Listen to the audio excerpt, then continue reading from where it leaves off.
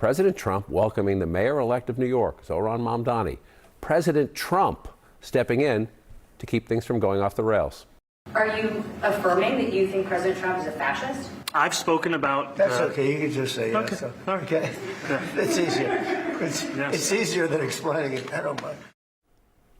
Fascist, just one harsh Mamdani campaign label for Trump. And the son of Queens, now turned president, happily returned those insults. Remember, calling Mamdani a communist, a disaster, and threatening to withhold billions in federal aid from the city.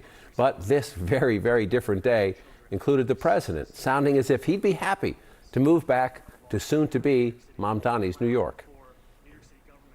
Would you feel comfortable living in New York City under a Mamdani administration? Yeah, I would. I really would. Especially after the meeting. Absolutely. Now, we all know from experience it did not have to go the way it did. More than a few others, with those who've clashed with the president, those meetings have not gone well. Just ask Ukraine's president. I don't think you'd be a tough guy without the United States. And your people are very brave.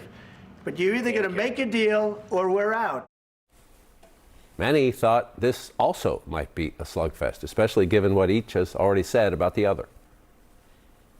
It's going to be hard for me as the president to give a lot of money to New York because if you have a communist running New York, all you're doing is wasting the money you're sending there. We have won because New Yorkers have stood up for a city they can afford, where the mayor will use their power to reject Donald Trump's fascism. This guy is a communist at the highest level, and he wants to destroy New York. I will not be intimidated by this president. I will not be intimidated by anyone because my job here is to serve the people of this city. This communist from New York someday gets elected. I can't believe that's happening. That's a terrible thing for our country, by the way. So hear me, President Trump, when I say this.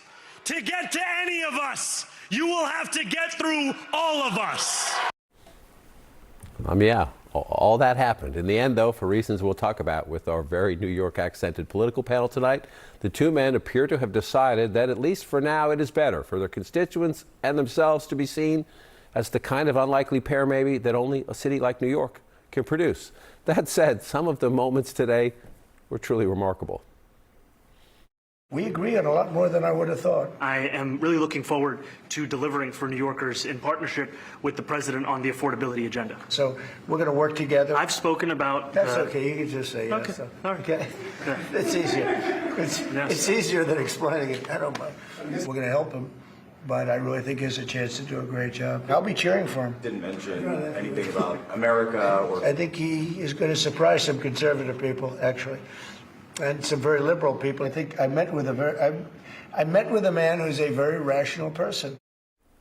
And now, even more evidence this love fest has a shelf life. Take a look. These are new photos of the visit. The president just posted them on his social network with the words, "It was a great honor meeting Zoran Mamdani, the new mayor of New York City." Wow. Perspective now from the executive committee chair of the New York State Democratic Committee and the president and CEO of WIN, Christine Quinn, former senior advisor to President Obama, and our CNN chief political analyst, David Axelrod, and Republican strategist and CNN political commentator, Shermichael Singleton. David Axelrod, to you first. You've been in some awkward and some interesting and some fascinating Oval Office meetings. I had this morning, my bet was that this would go actually pretty well because it's in the interest of both men to delay any fighting until the mayor's actually in office. But I did not have on my bingo card Donald Trump saying, "Oh, yeah, sure, hey, call me a fascist. I don't care." Why? Why did this play out the way it did?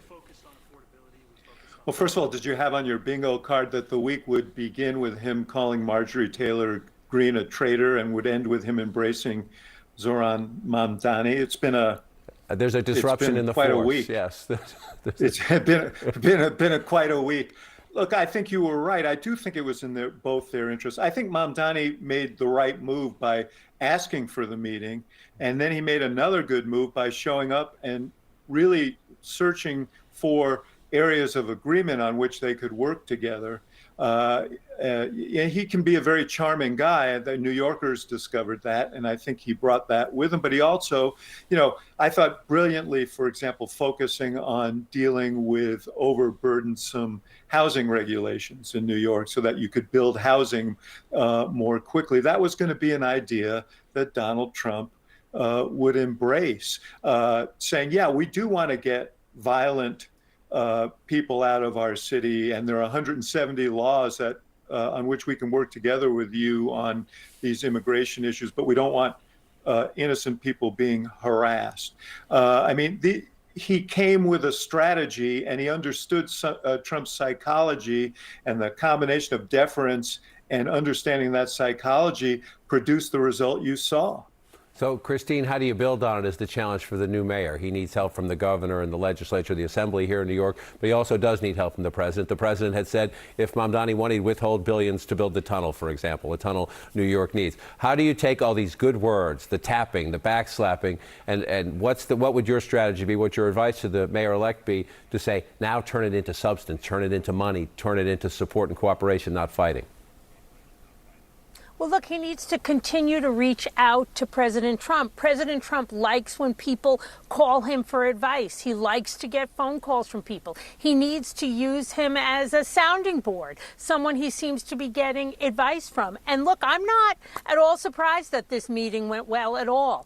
Donald Trump is a New Yorker, and it is in his interest to see the city that helped him make his fortunes succeed. He also is always very impressed by people who do well, who can command a moment. And certainly Mamdani has done that beyond anybody's expectations of what he could do.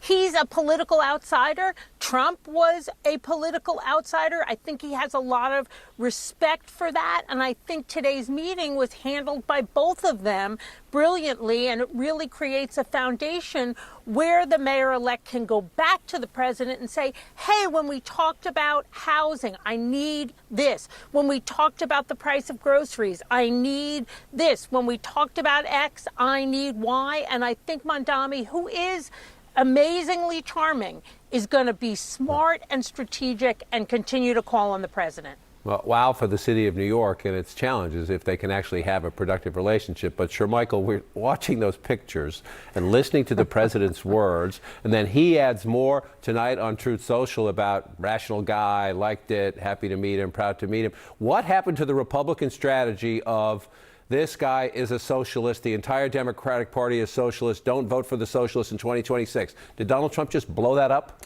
I look at this a little differently, John. I have to be honest. Look, it's going to make things more complicated for Elise Stefanik, who's running for governor in the state of New York.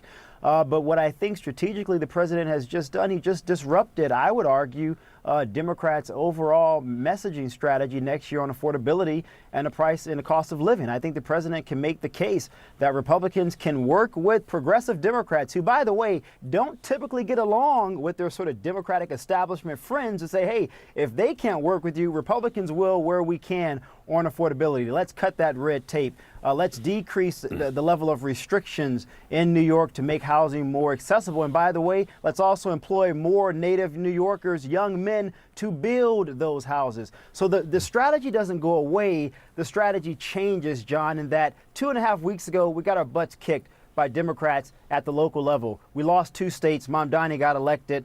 The American people made it clear. We elected Republicans on the guise that you would deliver on affordability and the cost of living. We haven't necessarily delivered. So what did the president do? Smartly and wisely, in my opinion, he's adjusting, he's pivoting, and the entire Republican Party should get behind the president to tackle the demands for the American people. If we do so, I think we can maintain that very unique coalition that gave us that majority last November. We'll see if you're right, but a whole lot of ads planned by Republican ad makers just hit the cutting room floor. David Shermichael mentioned Elise Stefanik. She is running for governor here in New York, and Trump was asked about her criticisms of the mayor-elect today. Take a listen.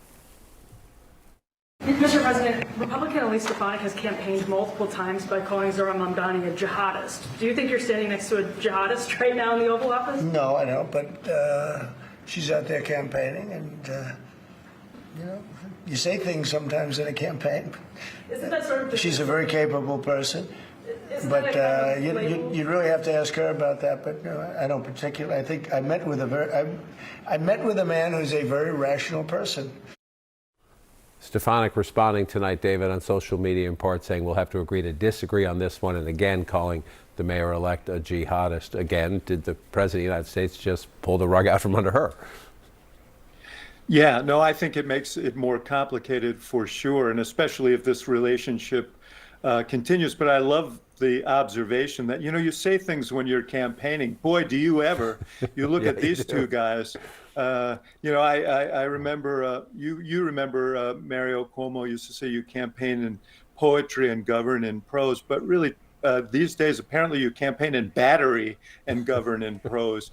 They beat the hell out of each other, but they both have an incentive, as you said at the beginning, to work together. And I just want to second what Christine said. You could see Donald Trump looking at Mamdani as he did and saying, the guy's got moves. The guy is good.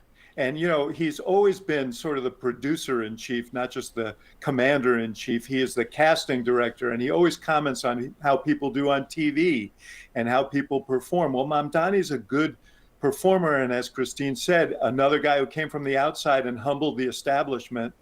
And I think Trump respects that.